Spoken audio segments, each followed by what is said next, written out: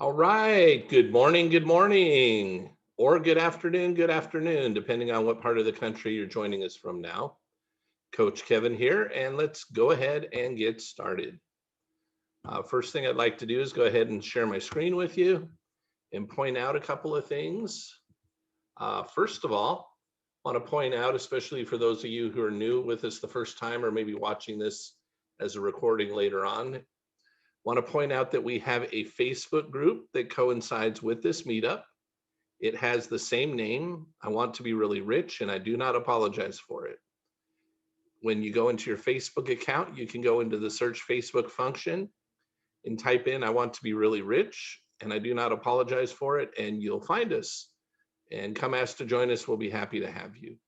The other way to find us is to go straight to facebook.com/groups/ I want to be really rich as one word. Okay. So the reasons you might want to be a part of the group, reason number one, first of all, if we have anything special to announce to the group, we'll typically have it pinned to the top. The other thing is that as we go through these different lessons here, and we go through different things that we're studying together or talking about, we try to remember, as long as I remember to hit the button to do so, I hit the button and bam, you have it available, the recording of our Zoom meeting. So let's say, for instance, you missed one. Well, then here's your opportunity to go back and review what you missed. Or let's say you went to one and you really, really liked it. Same thing, here's your opportunity to come back and review that. All right, next thing I want to point out to you is what we're doing at the moment. Right now, we've been together since November 5th. I'm not saying every single person in the group's been here since November 5th. Many of you have been here almost every day. I know I've been here every day that we've been here, of course. But anyhow, we've gone through a lot of different material. Some of them has been books, some of them has been articles, some of it has been video. It's been different things, okay? And currently we're going through a book that is definitely highly useful in helping you manifest more money and wealth in your life, which is what our particular group is about. That doesn't mean as you learn how the law of attraction works, you learn how the laws of the universe work, you learn how you work, you learn how your mind works, that you can't manifest things other than just money and wealth. You can manifest pretty much anything that you truly desire, okay? And the process is going to be very similar. This particular book right here that we're in right now is called Cybernetics. Now, what I want to do, actually, first, before we do this, is show you where I found that. Now, I happen to have a Kindle copy, I have an Audible copy, but a lot of times if we're going to go into something, a book, and it's not just a little article that I can go stick into Facebook for you guys to follow along, but it's a book and maybe it belongs to somebody else, but they're making it available for free on the internet. If I can find a copy I like, I go ahead and tell you where I found it, and then we use that particular copy so that we can all be on the same page going forward together. So I did that. I typed in Cybernetics PDF, and one of the first things that popped up, at least when I did it, everybody's a little different, what's going to pop up. But for me, it was this one, Cybernetics by Maxwell Maltz-WordPress.com. Up here it says dingwallasc.files.wordpress. Anyhow, this is the one I found, okay? And when I clicked on it, here's what came up. What came up is this. And we are on page 31. That's where we left off on Friday. And I'm going to blow this up a bit bigger, so it'd be maybe a little bit easier for you guys to follow along when I share the screen like this. But why did we choose this particular book? Maxwell Maltz, he has since passed on. He wrote this a while ago. However, Maxwell Maltz had a little bit different profession, a little bit different outlook, a little bit different insight. He actually was a plastic surgeon, and he found out some amazing things about what happened to people or did not happen, depending on the results they ended up with. I don't mean the results of the surgery. The surgeries came off phenomenally well, talking about how they saw themselves afterwards at a subconscious level. People had all kinds of different results, and most of them were improved self-image and feelings of being better than they were prior. But occasionally, some people ended up feeling just the same, like nothing had changed. And some people even felt a little bit worse. So he wanted to understand why. And as he spent years and years working with this and studying this, he came up with the why. Okay. And then once he knew the why, he had to figure out what to do about it, how to change that so that people had much better images of themselves. Well, in doing so, he wrote this book. And this book I've read a couple different times over the years. However, it's been several years since I've read it in its entirety. And I felt inclined as we were going and finishing up the last thing that we were going through that this would be good for us. And whether you're new to our group or whether you've been with us for a few months, doesn't matter. I recommend, since we're not that far into it, go get your own copy, get caught up, go into the Facebook group, watch the recordings if you like to. At least get the copy and get caught up. He's already explained some pretty terrific things. But we're not all that far into this yet. This is where we stopped the other day. But we're learning about what is going on with us at a subconscious level and actually how we were created as goal-seeking mechanisms. So, and how to use that power and ability that was given to us, our birthright, to actually manifest what it is we truly want. Okay. So what I'm going to do right now is I'm going to start reading. By the way, if you type into chat, I want you to understand, especially if you're new, I'm not paying any attention to chat right now. What we typically do is we will go through some study, I'll do some reading and some commentary. We'll do that for a period of time. But what we like to do is leave 10, 15 minutes or so at the end of what we're doing for you guys to share whatever it is that you like to share and ask whatever questions you would like to ask. So if you've got something that comes up because of what we're reading, or you have a question you just want to ask anyway, you will get that opportunity. But if you're typing it into chat, hoping I'll be paying attention to that, I just want you to know I'm not. That way you won't feel like I'm being rude to you as an individual. Okay, I'll share the same love with everybody. So let me get a sip of water here and we'll get rolling.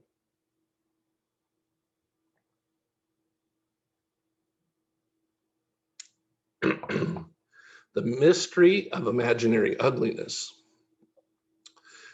To a person handicapped by a genuine congenital defect or suffering from an actual facial disfigurement as a result of an accident, plastic surgery can indeed seemingly perform magic.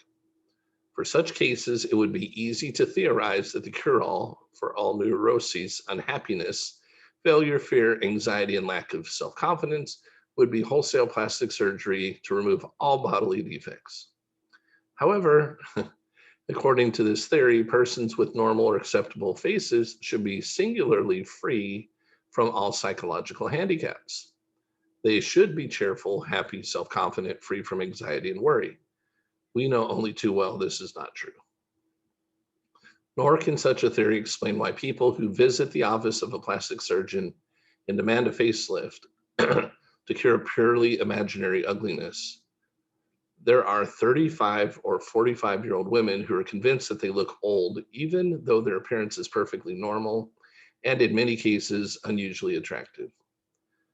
There are the young girls who are convinced that they are ugly merely because their mouth, nose, or bust measurement does not exactly match that of the currently reigning movie queen. There are men who believe that their ears are too big or their nose is too long. No ethical plastic surgeon would ever consider operating upon these people, but unfortunately, the quacks, or so-called beauty doctors, whom no medical association will admit to membership, have no such qualms. Such imaginary ugliness is not at all uncommon. A recent survey of college co-eds showed that 90% were dissatisfied in some way with their appearance. If the word normal or average means anything at all, it's obvious that 90% of the population cannot be abnormal or different or defective in appearance. Yet, similar surveys have shown that approximately the same percentage of our general population finds some reason to be ashamed of their body image. These people react just as if they suffered an actual disfigurement. They feel the same shame. They develop the same fears and anxieties. Their capacity to really live fully is blocked and choked by the same sort of psychological roadblocks. Their scars, though mental and emotional rather than physical, are just as debilitating. Self-image, the real secret. Discovery of the self-image explains all the apparent discrepancies we have been discussing. It is the common denominator, the determining factor in all our case histories, the failures as well as the successes. The secret is this: to really live, that is, to find life reasonably satisfying, you must have an adequate and realistic self-image that you can live with. You must find yourself acceptable to you. You must have a wholesome self-esteem. You must have a self that you can trust and believe in. You must have a self that you are not ashamed to be, and one that you can feel free to express creatively rather than to hide or cover up. You must have a self that corresponds to reality so that you can function effectively in a real world. You must know yourself, both your strengths and your weaknesses, and be honest with yourself concerning both. Your self-image must be a reasonable approximation of you, being neither more than you are nor less than you are. When this self-image is intact and secure, you feel good. When it is threatened, you feel anxious and insecure. When it is adequate and one that you can be wholesomely proud of, you feel self-confident. You feel free to be yourself and to express yourself. You function at your optimum. When it is an object of shame, you attempt to hide it rather than express it. Creative expression is blocked. You become hostile and hard to get along with. If a scar on the face enhances the self-image, as in the case of the German duelist, self-esteem and self-confidence are increased. If a scar on the face detracts from the self-image, as in the case of the salesman, loss of self-esteem and self-confidence results. By the way, he's referring to stuff that we went through already, why I recommend that you get yourself a copy and get caught up. When a facial disfigurement is corrected by plastic surgery, dramatic psychologic changes result only if there is a corresponding correction of the mutilated self-image.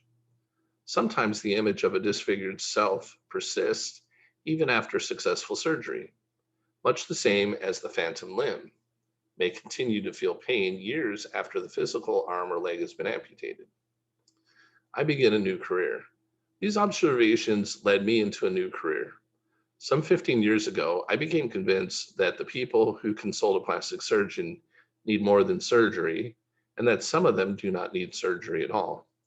If I were to treat these people as patients, as a whole person, rather than as merely a nose, ear, mouth, arm, or leg, I needed to be in a position to give them something more. I needed to be able to show them how to obtain a spiritual facelift, how to remove emotional scars, how to change their attitudes and thoughts, as well as their physical appearance. This study has been most rewarding. Today, I am more convinced than ever that what each of us really wants deep down is more life. Happiness, success, peace of mind, or whatever your own conception of supreme good may be, is experienced in the essence as more life. When we experience expansive emotions of happiness, self-confidence, and success, we enjoy more life. And to the degree that we inhibit our abilities, frustrate our God-given talents, and allow ourselves to suffer anxiety, fear, self-condemnation, and self-hate, we literally choke off the life force available to us and turn our back upon the gift which our Creator has made. To the degree that we deny the gift of life, we embrace death. Your program for better living. In my opinion, psychology during the past 30 years has become far too pessimistic regarding man and his potential for both change and greatness. Since psychologists and psychiatrists deal with so-called abnormal people, the literature is almost exclusively taken up with man's various abnormalities, his tendencies towards self-destruction. Many people, I'm afraid, have read so much of this type of thing, they've come to regard such thing as hatred. the destructive instinct, guilt, self-condemnation, on all the other negatives as normal human behavior. The average person feels awfully weak and impotent when he thinks of the prospect of pitting his puny will against these negative forces in human nature in order to gain health and happiness. If this were a true picture of human nature and the human condition, self-improvement would indeed be a rather futile thing. However, I believe, and the experiences of my many patients have confirmed the fact, that you do not have to do the job alone. There is within each of us a life instinct, which is forever working toward health, happiness, and all that makes for more life for the individual. This life instinct works for you through what I call the creative mechanism, or, excuse me, or when used correctly, the success mechanism built into each human being. New scientific insights into subconscious mind. The new science of cybernetics has furnished us with convincing proof that the so-called subconscious mind is not a mind at all, but a mechanism, a goal-striving servo mechanism, consisting of the brain and nervous system, which is used by and directed by mind. The latest and most usable concept is that man does not have two minds, but a mind or consciousness, which operates an automatic goal-striving machine. This automatic goal-striving machine functions very similarly to the way the electronic servo mechanisms function, as far as basic principles are concerned, but it is much more marvelous, much more complex than any electronic brain or guided missile ever created by man. This creative mechanism within you is impersonal. It will work automatically and impersonally to achieve goals of success and happiness, or unhappiness and failure, depending upon the goals which you yourself set for it. Present it with success goals, and it functions as a success mechanism. Present it with negative goals, and it operates just as impersonally and just as faithfully as a failure mechanism. Like any other servo mechanism, it must have a clear-cut goal, objective, or problem to work upon. The goals that our own creative mechanism seeks to achieve are mental images or mental pictures, which we create by the use of imagination. Let me repeat that. The goals that our own creative mechanism seeks to achieve are mental images or mental pictures, which we create by the use of imagination. The key goal image is our self-image. Our self-image prescribes the limits for the accomplishment of any particular goals. It prescribes the area of the possible. So our self-image creates the box we put ourselves into, okay? You hear about thinking outside the box, right? Well, our self-image has put a box around us. Like any other servo mechanism, our creative mechanism works upon information and data which we feed into it. Our thoughts, beliefs, interpretations, through our attitudes and interpretations of situations. So through the stories we tell ourselves about the situation, we describe the problem being worked upon. If we feed information and data into our creative mechanism to the effect that we ourselves are unworthy, inferior, undeserving, incapable, a negative self-image, this data is processed and acted upon as any other data in giving us the answer in the form of objective experience. Like any other servo mechanism, our creative mechanism makes use of stored information or memory in solving current problems and responding to current situations. Your program for getting more living out of life consists in, first of all, learning something about this creative mechanism or automatic guidance system within you and how to use it as a success mechanism rather than as a failure mechanism. The method itself consists in learning, practicing, and experiencing new habits of thinking, imagining, remembering, and acting in order to, 1, develop an adequate and realistic self-image, and 2, use your creative mechanism to bring success and happiness in achieving particular goals. If you can remember, worry, or tie your shoe, you can succeed. As you will see later, the method to be used consists of creative mental picturing, creatively experiencing through your imagination, and the formation of new automatic reaction patterns by acting out and acting as if.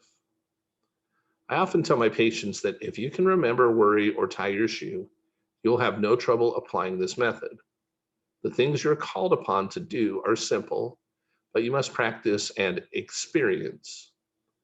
Visualizing creative mental picturing is no more difficult than what you do when you remember some scene out of the past or worry about the future. Acting out new action patterns is no more difficult than deciding, then following through on tying your shoes in a new and different manner each morning, instead of continuing to tie them in your old habitual way, without thought or decision. Let's see here. Yeah, we're good. Keep going for a bit. Chapter 2, Discovering the Success Mechanism Within You. It may seem strange, but it is nevertheless true that up until 10 years ago, scientists had no idea of just how the human brain and nervous system worked purposely or to achieve a goal. They knew what happened from having made long and meticulous observations, but no single theory of underlying principles tied all these phenomena together in a concept that made sense. R.W. Gerard, writing in Scientific Monthly in June 1946 on the brain and imagination, stated it was sad but true that most of our understanding of the mind would remain as valid and useful if, for all we knew, the cranium were stuffed with cotton wadding. However, when man himself set out to build an electronic brain and to construct goal-striving mechanisms of his own, he had to discover and utilize certain basic principles. Having discovered them, these scientists began to ask themselves, could this be the way that the human brain works also? Could it be that in making man, our creator provided us with a servo mechanism more marvelous and wonderful than any electronic brain or guidance system ever dreamed of by man, but operating according to the same basic principles? In the opinion of famous cybernetic scientists like Dr. Norbert Wiener, Dr. John von Neumann, and others, the answer was an unqualified yes.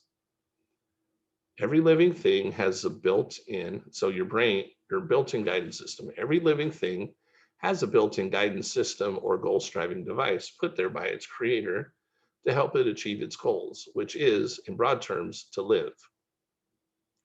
In the simpler forms of life, the goal to live simply means physical survival for both the individual and the species. The built-in mechanism in animals is limited to finding food and shelter, avoiding or overcoming enemies and hazards, and procreation to ensure the survival of the species. In man, the goal to live means more than mere survival. For an animal to live simply means that certain physical needs must be met. Man has certain emotional and spiritual needs which animals do not have. Consequently, for man to live encompasses more than physical survival and procreation of the species. It requires certain emotional and spiritual satisfactions as well. Man's built-in success mechanism also is much broader in scope than in animals. In addition to helping man avoid or overcome danger and the sexual instinct, which helps keep the race alive, the success mechanism in man can help him get answers to problems, invent, write poetry, run a business, sell merchandise, explore new horizons in science, attain more peace of mind, develop a better personality, or achieve success in any other activity which is intimately tied to his living or makes for a fuller life. The success instinct. A squirrel does not have to be taught how to gather nuts, nor does it need to learn that it should store them for winter. A squirrel born in the spring has never experienced winter. Yet, in the fall of the year, it can be observed busily storing nuts to be eaten during the winter months, when there will be no food to be gathered. A bird does not need to take lessons in nest building, nor does it need to take courses in navigation. Yet birds do navigate thousands of miles, sometimes over open sea. They have no newspapers or TV to give them the weather reports, No books written by explorer or pioneer birds to map out for them the warm areas of the earth. Nevertheless, the bird knows when cold weather is imminent and the exact location of warm climate, even though it may be thousands of miles away. In attempting to explain such things, we usually say that animals have certain instincts which guide them. Analyze all such instincts, and you will find they assist the animal to successfully cope with its environment. In short, animals have a success instinct. We often overlook the fact that man too has a success instinct, much more marvelous and much more complex than that of any animal. Our Creator did not shortchange man. On the other hand, man was exceptionally blessed in this regard. Animals cannot select their goals. Their goals, self-preservation and procreation, are preset, so to speak, and their success mechanism is limited to these built-in goal images, which we call instincts. Man, on the other hand, has something animals haven't: creative imagination. Thus, man, of all creatures, is more than a creature. He is also a creator. With his imagination, he can formulate a variety of goals. Man alone can direct his success mechanism by the use of imagination or imaging ability. We often think of creative imagination as applying only to poets, inventors, and the like. But imagination is creative in everything we do. Although they did not understand why or how imagination sets our creative mechanism in action, serious thinkers of all ages, as well as hard-headed practical men, have recognized the fact and made use of it. Imagination rules the world, said Napoleon. Imagination of all man's faculties is the most godlike, said Glenn Clark. The faculty of imagination is the great spring of human activity and the principal source of human improvement. Destroy this faculty, and the condition of man will become as stationary as that of the brutes, said Dugald Stewart, the famous Scottish philosopher. You can imagine your future, says Henry J. Kaiser, who attributes much of his success in business to the constructive, positive use of creative imagination. How your success mechanism works. You are not a machine. But new discoveries in the science of cybernetics all point to the conclusion that your physical brain and nervous system make up a servo mechanism which you use, and which operates very much like an electronic computer and a mechanical goal-seeking device. Your brain and nervous system constitute a goal-striving mechanism which operates automatically to achieve a certain goal, very much as a self-aiming torpedo or missile seeks out its target and steers its way to it. Your built-in servo mechanism functions both as a guidance system to automatically steer you in the right direction to achieve certain goals or make correct responses to environment, and also as an electronic brain, which can function automatically to solve problems, give you needed answers, and provide new ideas or inspirations. In his book, The Computer and the Brain, Dr. John von Neumann says that the human brain possesses the attributes of both the analog and the digital computer. The word cybernetics comes from a Greek word which means literally the steersman. Servo mechanisms are so constructed that they automatically steer their way to a goal, target, or answer. All right, that's a good place for now. We'll go ahead and come out. Hello. A few more people joined us since we got started. Good to have everybody here with us. And we may or may not have brand new people with us. So let me just explain real quickly what we're doing at this point. At this point, what we're going to do is give you the opportunity to share things that you'd like to share or ask questions that you would like to ask. So what is it that would be appropriate to share about? Well, one thing would be anything that we've gone over and studied and worked on in the past, anything that you've learned from it or any experience that you've now gained from it, or anything in relationship to what we're studying and learning about today.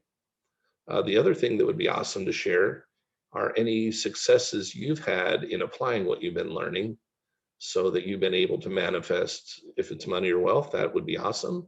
But if you've manifested other great things in your life, and you'd like to share that, that would be awesome too.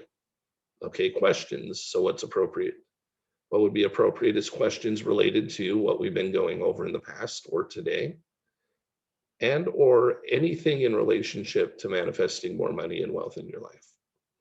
So if you would like to share or ask a question, what you would do at this time is come off mute and just start speaking, and then we will take you in the order that you go. All right, now is your time.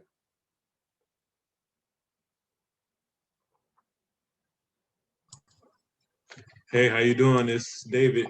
Hey, David. David again. Hey, buddy. Just wanted to let you know I got that 300 done.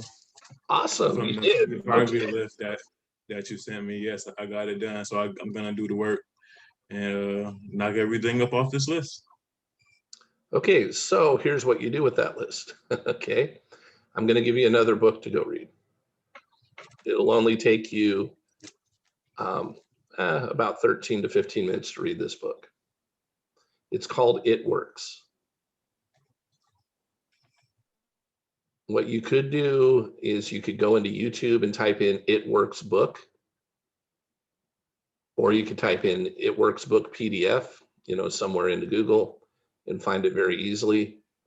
But again, if you pick it up as listen to it as an audiobook, what I want you to do over the next, few days, because you've already got your 300 list, is it's going to tell you now to put things in order of their importance to you. Now, I'm not asking you to do that for 300. Okay. Matter of fact, don't try that. Okay. What I would like you to do is maybe take the top 20, 15, 10, kind of the top ones that are the most important to you for now. And did we freeze up? Because I can't see you moving. Hopefully you can hear me. Okay, you're moving. Cool. Do what the book tells you to do. It's going to tell you to rank the top ones, and then let's see what you come up with for the top one. No more than the top two. Yes, you'll have them all, and you will actually end up manifesting out of that 300. Kind of like you said, he's right. You're going to manifest 10% or more just because you took the time to write it down and read it like he talks about. And when you read it, just picture yourself, if you have it, don't think about how to get it or anything like that.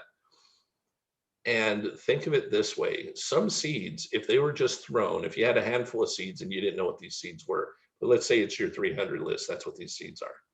So everything on that 300 list represents a seed. And you were to go out to a field somewhere, right? And let's say that that particular field is ripe. It's your subconscious, okay? And you just go out there and arbitrarily go throwing seeds around. Interestingly enough, the majority of them won't grow because they need more than that to grow. They need more attention.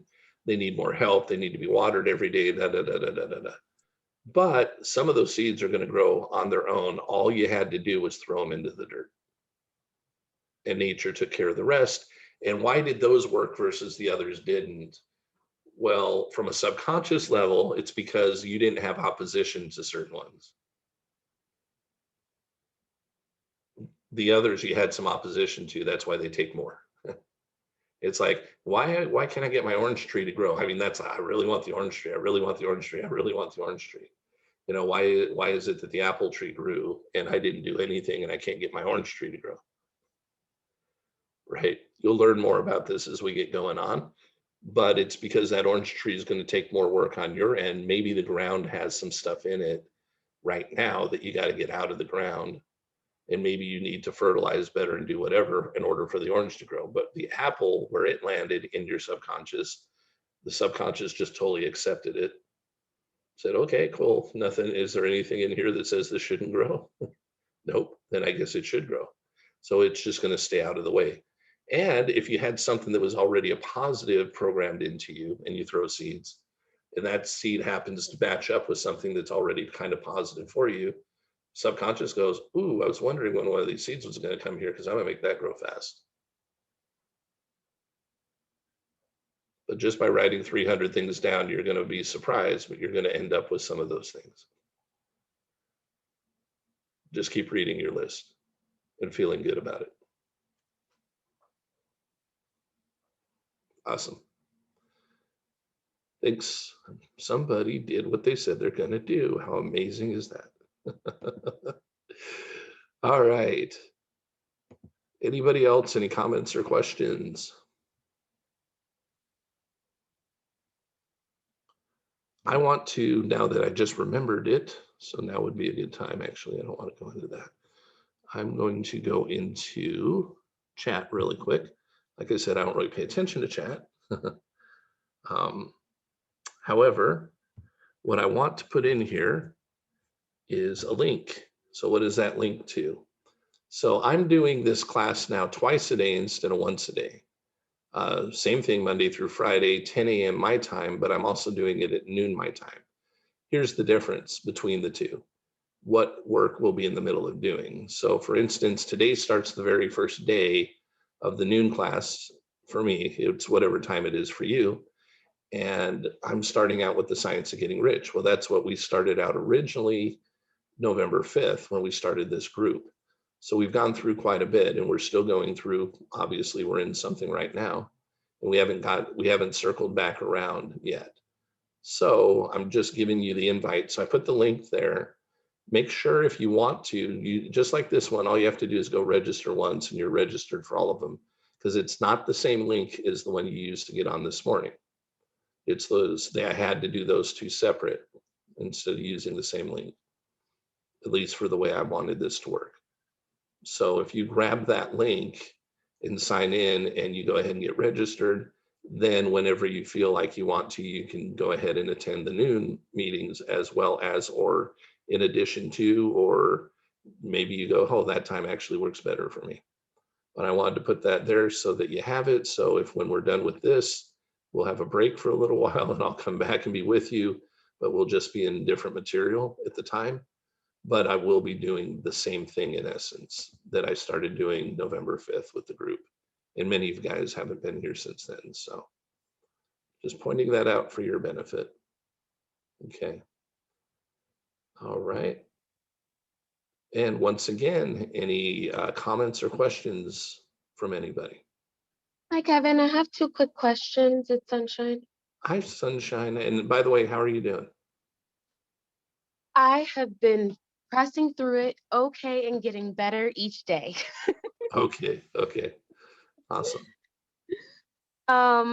My first question, I'm glad David asked, was about the 300 list. So for things that have already manifested Uh-huh. on your 300 list, do you practice gratitude for those or do you revise your list and take them off? Kind of what do you do after you've gotten them? Yeah. Okay. What do you intuitively think you ought to do? Let me ask you that question before I give an answer.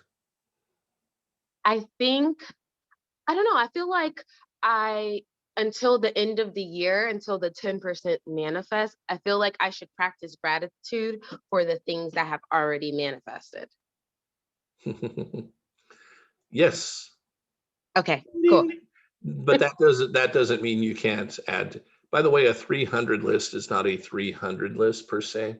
All right. Mhm, 300 is the minimum. Your list can be 1,000 list. It could be whatever. Okay. But mhm, what Steve Harvey's trying to get people to do, and most people won't, is to do an exercise that stretches them to think differently and to actually realize what's out there and to be willing to actually write down what they want and not necessarily strictly about uh, you know how to put it, like it's okay that we want world peace and to solve world hunger and that might be on somebody's list. Okay. And I'm giggling a little bit because well, I know that some people are used to giving, giving, giving. We've talked about this. We've had lots of discussions. I'm not used to receiving. I'm used to giving. I'm not used to ask. I don't like asking people for stuff. Hey, but when somebody asks me for something, I'll do it for them. We've got to understand that when we ask for something, we're just going through the process God wants us to go through to get what we want. That's it. That he said do it this way, ask for what you want, and you cannot take more from the universe than your fair share because it's unlimited in the first place. There's no limit on it. The only limit on it is, and I love what we're going through right now, because we're going to find out that, okay, that's where the limits are coming from. It's our self-image. We will never out-manifest what our self-image is. So what do we do about that? We have things that we want, but why does it not show up? Well, because my subconscious mind's in opposition to it, because my subconscious mind says this isn't normal for me. Doesn't mean it's not normal for someone else. Doesn't even mean that it's good. Subconscious mind wants to do a couple things. Subconscious mind wants to keep us safe and alive, just like he was talking about. That's its predominant job. Keep us breathing while we're sleeping, put us in autopilot in certain ways so that we can live our life, so we're not actually having to functionally think about breathing and pumping blood and whatever else our body's doing to keep us alive right now. The other thing the subconscious mind does is it's there to help us be safe. The problem is it has a definition of safe that doesn't match up with necessarily Webster's definition of safe. Its definition of safe for you is what is normal for you, not what's normal for Kevin, not what's normal for Mercedes or Betsy or Everett, okay, but what's normal for you. Therefore, if your subconscious mind says this is what's normal for you, its job is to keep you safe and alive. So it thinks it's doing that. Now, what can happen to a person is they could be in a totally abusive relationship where it's absolutely 100% not safe. Mentally, emotionally, physically, spiritually, socially, or financially, it's the train wreck. But the subconscious mind says, well, that's what's normal. Therefore, that's what's safe. Because that's your image of yourself. When you allowed yourself, or when you were younger, it happened, others around you, but we allowed ourselves be programmed with a lot of nonsense. And we accepted that to be normal. We've accepted a lot of nonsense to be what's normal based upon what goes on in the outside world. And some of that stuff wasn't going on at some point. I mean, yeah, there's a lot of things that have gone on for thousands of years, but there are things that happen nowadays that were not going on 200 years ago. Shoot, depending on your age, I'm 52, if you're even 50 or 40, there are some things that go on today that were not going on. I'm not talking about just inventions and stuff, but there's some things that go on today that weren't going on back then. Wasn't even a possibility, wasn't even thought of yet. So, and some of this stuff is nonsense because it doesn't actually do anything good for us.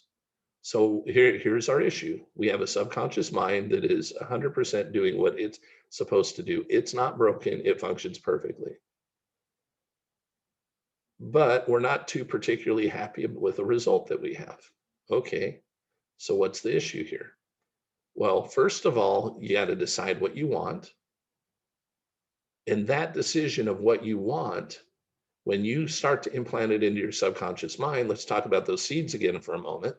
If you toss the seed into your subconscious mind and it immediately accepts the seed, you don't necessarily have to do all that much work to it for it to grow into what you want.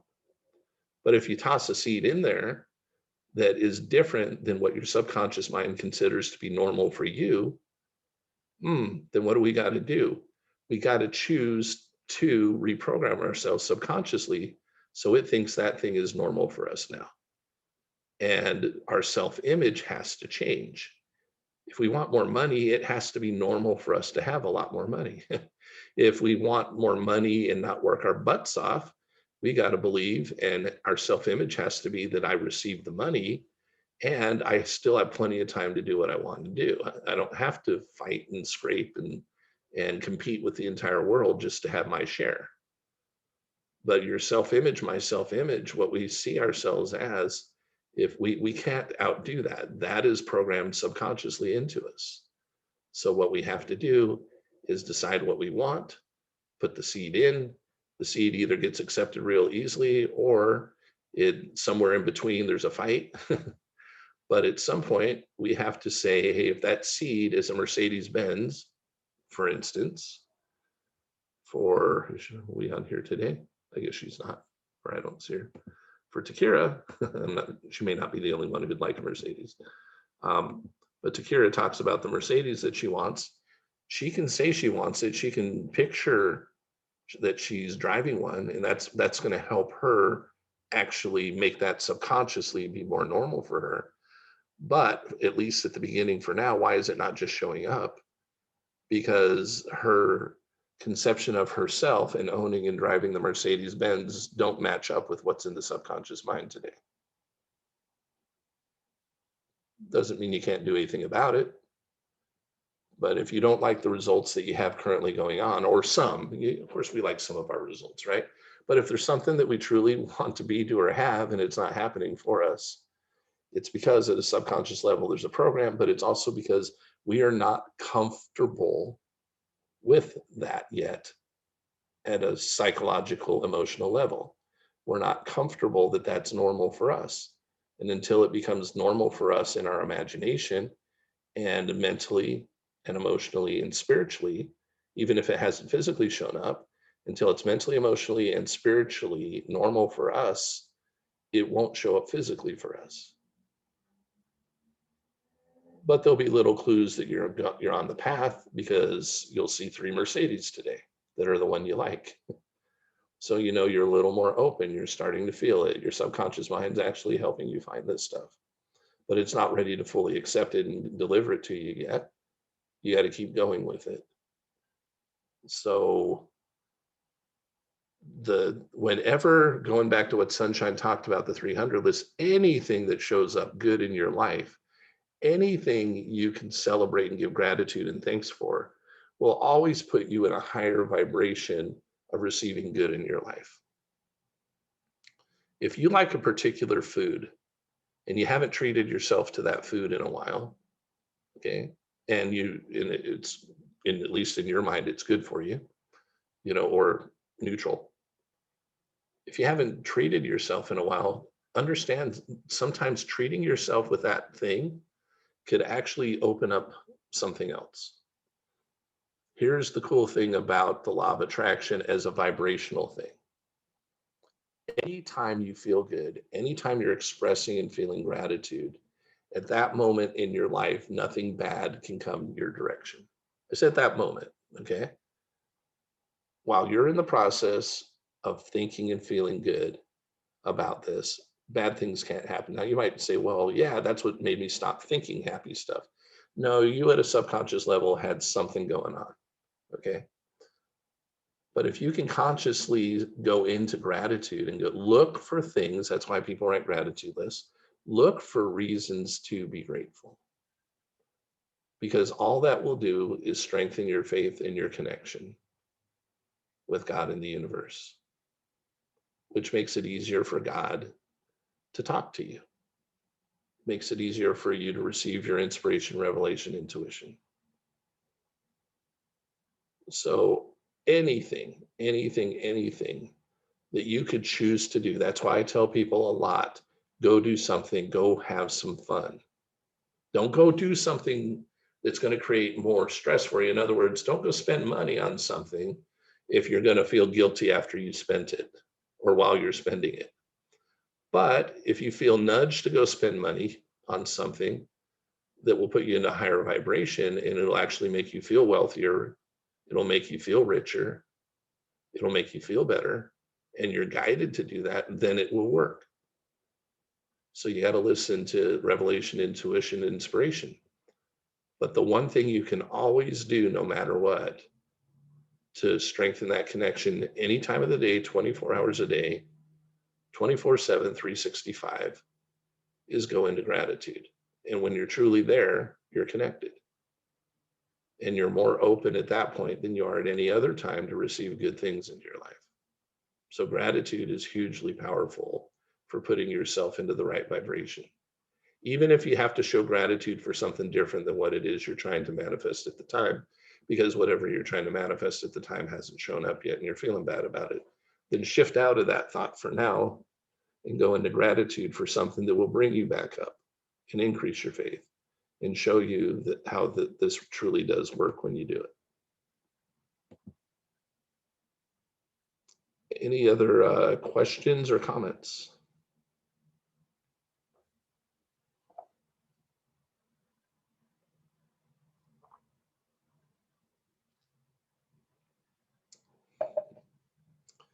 Going once. Going twice.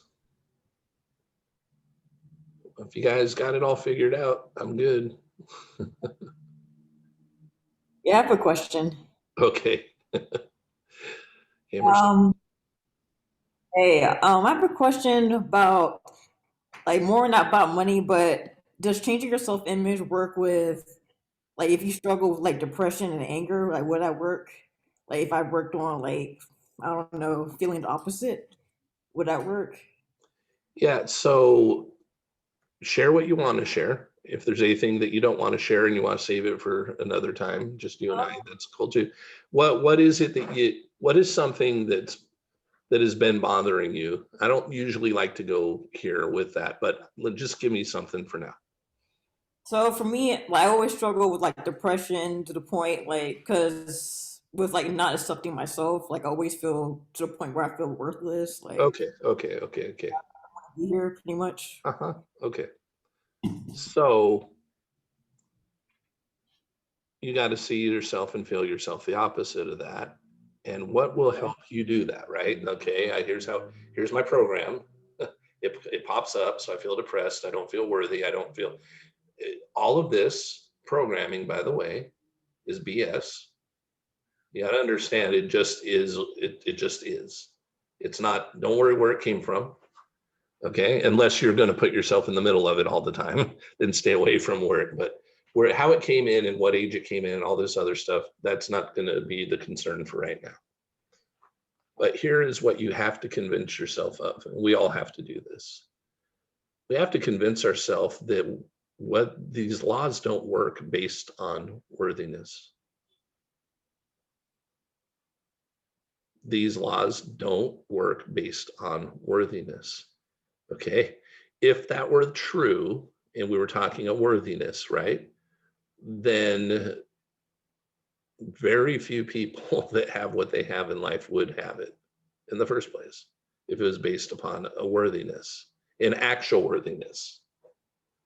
Now we're talking about a feeling versus an actual. I'm talking about there are people out there that aren't always in the best towards other people and still receive different things in their life that they want because they're obeying a particular law. They're obeying the law with their subconscious, and they, in their mind, believe that this thing that's manifesting for them, they're worthy of it.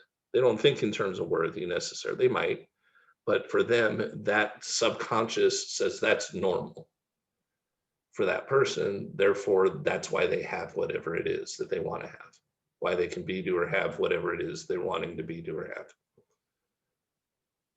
You don't have to please anybody. You don't have to show up any different than you currently are in a sense. You don't have to change physically. You don't have to change your address. We don't have to change any outside thing at all. We just have to accept that these are laws that we're learning about here, and they don't distinguish between people. They don't care about hair color. They don't care about skin color. They don't care about race. They don't care about religion. The laws don't care about any of that stuff. They just function. That's why our subconscious mind gives to us whatever is programmed.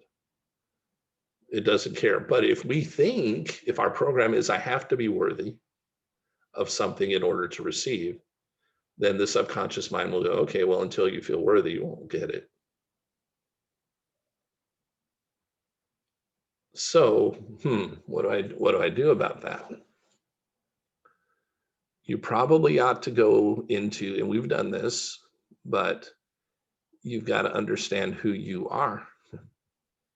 And when you and I understand who we are, that we are children of a creator, if you want to look at it that way, and there's not an expectation of us, what God is actually trying to do is teach us how to use our creative power so that we can actually live joyfully instead of depressed.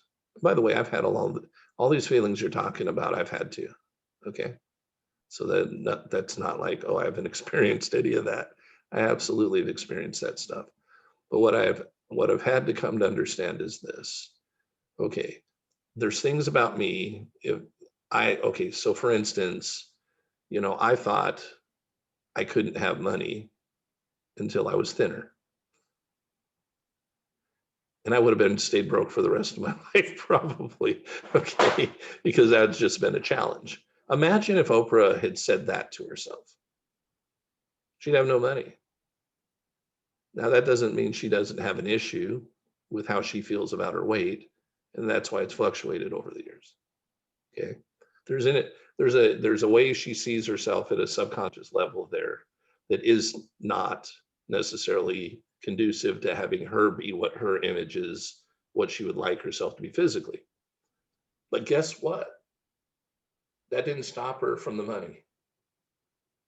And there are people that are athletic, but they're broke. I'm not saying one's better than the other. I'm saying they don't coincide with each other. So let's go to a feeling of worthiness per se, right? Well, you don't actually have to be worthy of anything. You just have to decide that whatever it is that you want to be different is different, and put that joy out there instead of that struggling feeling out there. What has helped me, and we went through it already, but for me, a particularly helpful book is The Power of Awareness. That book for me, and you were with us when we were going through that, I believe, right? Yeah. That is a book that I've watched, well, from afar, but I watched a person who was coached by Bob Proctor, who's became a coach like me, and she worked with him longer, doesn't matter. But she read that book, she did other things, but she made it her decision to read that book and be the book for her for a year.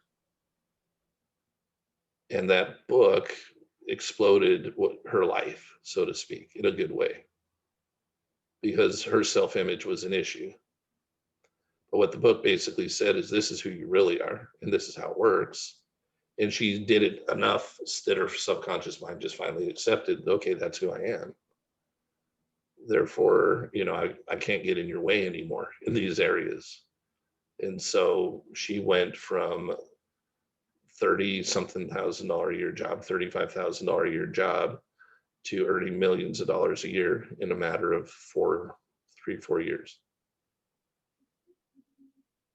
She changed her self-image, but she used those words a lot too, when you feel worthy. I'm kind of, it's really sad because I went through the same thing too. The whole worthiness piece is such a mess.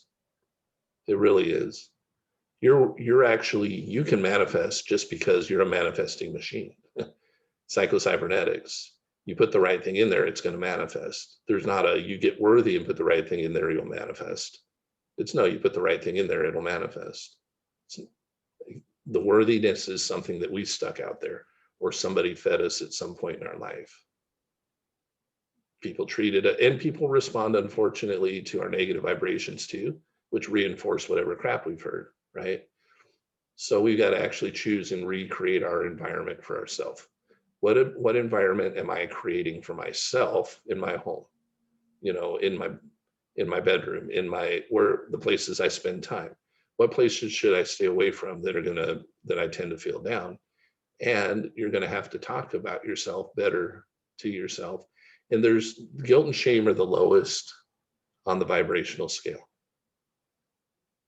Those get us down more than the guilt and shame of stuff that we think should be different about ourselves, or we should have done differently, and you don't have to do that. They're not in relationship to how the world functions in manifesting. They don't serve us at all. So we also have to go, okay, this process I'm going through it's not going to do me any good. It really doesn't do me good to be there. So I have to make some choices about what I want and where I want to be. And I'm willing to go through the process for however long it takes. Anything? Yeah. Cause I know that's a low vibration, so I thought it'd be Like harder to manifest? Yeah, well, here's what I'm saying. Yeah, when we're at a lower vibration, manifesting good and what we want's tougher, but don't freak out about it. What I used to do too is, oh man, I got mad at so and so today. I know how this stuff works. I should have yelled at them, whatever. Oh, now I'm not going to get my car. Right? Oh, the money's not going to come because I was mean to my mom. You know, oh, no, no, no, no, no, no. No, because there's also one other law in there that I love that was talked about in, I know for sure it's talked about in the last book that we went through, The Game of Life. Might be talked about in another book, but essentially the law of forgiveness. The law of forgiveness actually overcomes the law of karma. But we have to actually use it. How do we use it? We ask for it. We actually go to God, however we know God to be, and say, hey, I know I did something I'm not proud of. Yeah. Or I made a mistake, or I did something that I'm not proud of. However, I know that you've already taken care of that as long as I ask. So I'm asking for forgiveness, and I'm asking just as much or more that you help me forgive myself, because I know this isn't doing you or me any good for me to be in this position, and you can't use me as well as you can use me when I'm happy. So please forgive me for what I've done. Help me to forgive myself for what I've done. If there's something we could go easily repair, help me to know what my part is. If not, I leave it in your hands to take care of and fix the problem, even though I'm the one who created it. Because I already know you set life up in such a way that if I ask, I can be forgiven. So I'm asking right now, and I'm asking for help to forgive myself. And I just want to move on and trust that we can go ahead starting right now and create what we want. And every time you make a mistake, admit the mistake, go back and say, hey, I know I got mad, or I did this, or I did that, or whatever. And I'm sorry. And guess what? There's actually no limit to the number of times where maybe even in a day that we can do that. There was never a limit put on it. Somebody asked Jesus, how many times, do we forgive? And I think the rule back then was like 3 times or something. So he goes 7 times. Jesus didn't say 7 times. He goes, how many times should I forgive the person if they do something to me? 7 times? And he thought he was being pretty darn forgiving. Because, like I said, the law of the land was like 1, 2, 3, structure out kind of thing. So he thought he was being pretty awesome by offering 7. And Jesus said till 70 times 7. That wasn't meant as a mathematical figure. What that means is we have to forgive ourselves and move on, because subconsciously we change our vibration when we stay in a bad place, where we stay there. So we got to actually choose. So we have to forgive every single time so that we can let go, so that we can move into a higher vibration again.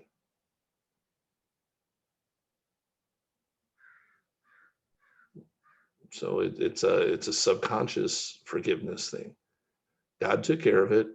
If you believe in Jesus, he took care of it. So it's not your job to take care of it. Your job is to try and be better, but you're going to screw up every day. We all are. Okay.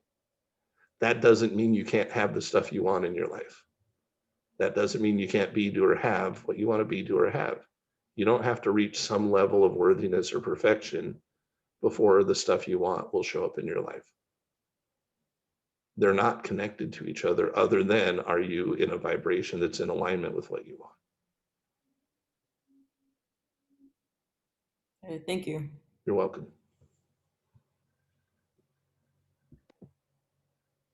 All right. Any last questions or comments before we go?